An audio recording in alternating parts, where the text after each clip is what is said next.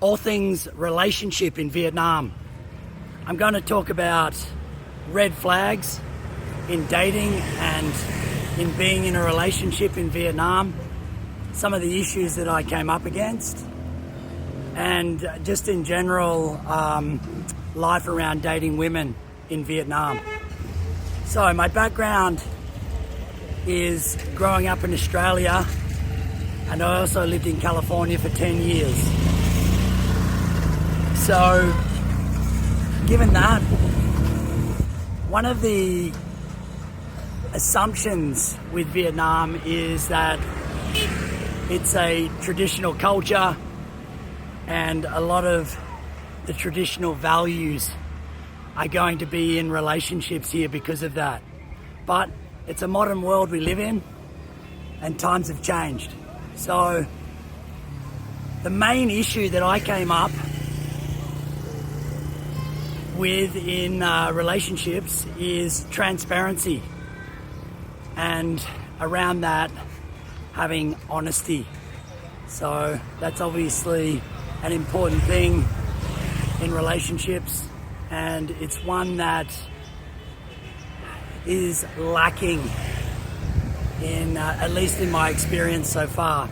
So before coming to Vietnam, a little bit of context. My intention was actually to have children. Well, you know, it was something that I was open to, and so that kind of gives a little bit of context that I wasn't just looking for kind of casual dating. I was looking more for a long-term relationship. So as from my previous videos, we saw that I came to Vietnam to learn kite surfing, got hooked on that. Then I moved from Moon A to Phan Thiet, started teaching English. That was a little bit of a fork in the road.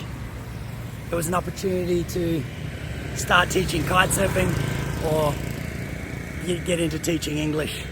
So talked a little bit about that, the demands of teaching. So I started dating my ex, and I'm going to get straight into the red flags with her. I felt like it was kind of very rushed. All of this is in hindsight, of course, and because I was interested in going deeper into a relationship, I probably didn't tick some of the boxes that I should have. So the first red flag for me is that she was married. It sounds pretty obvious, but the conversation around it wasn't transparent and clear. To me, she said that they were apart, and it was in the process, and not all of that was true. So, that's on me. I should have asked more questions around that, and it should have automatically been a red flag if there was any kind of grey area around that subject. I should have been clearer. So that was the first red flag around that there wasn't clarity around that. I would say another red flag to do with the relationship was that I would say that there was a lot of control. So, part of being an expat and moving to Vietnam is that you're in totally new territory. So there's lots of new issues that you have to deal with. The government here has a lot of kind of regulations. You stand out, especially in non-tourist areas. I was living in a local city, so you stand out. And I'm a very independent person, but it's hard to do everything yourself in a country like Vietnam. So I relied on my partner a lot, and I felt like she took advantage of that and, made a lot of the decisions as we got deeper into the relationship. Given that she also had 2 young children, so I was also stepping into a situation of being a stepdad. So, which wasn't a huge issue for me. I was interested in being a dad, and at the time, that was a role that I found fulfilling. So I did have another experience before being in this relationship when I first came to Vietnam, and it was, again, I had issues around honesty, right? So I met somebody in Ho Chi Minh City, and I traveled in there, and long story short, I got kind of taken into this kind of loop where I wasn't getting any clear answers, and found out that this woman was actually dating someone else. So yeah, transparency's a big one. Being honest in a relationship, we all know how important that is. So, but yeah, for me, being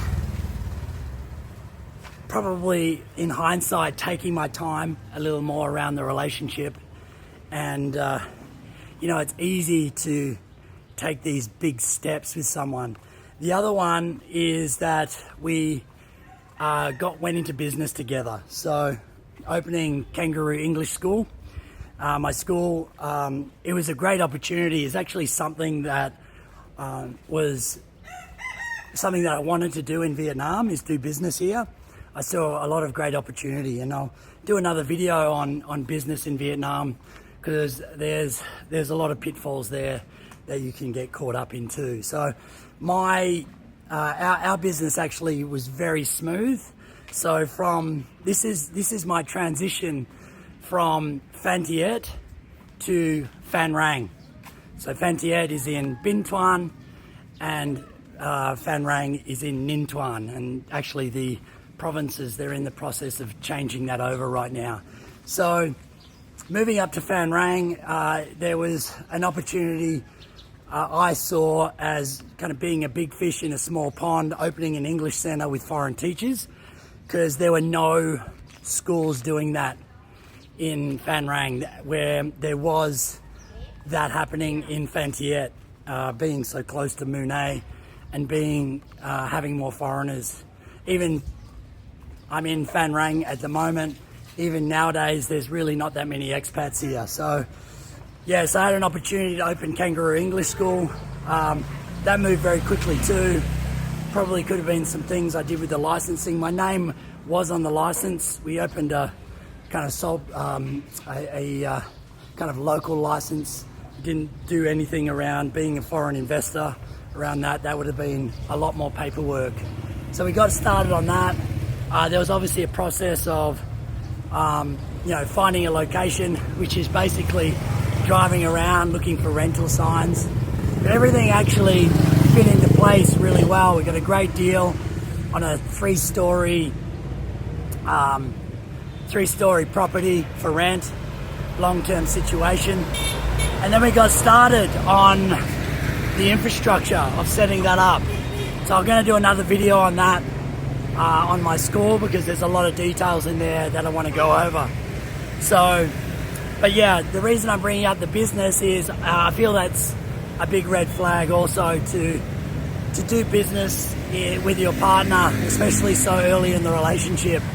I'm not sure that was a wise idea. So even though we had a lot of success in it, again, I got really burnt on that.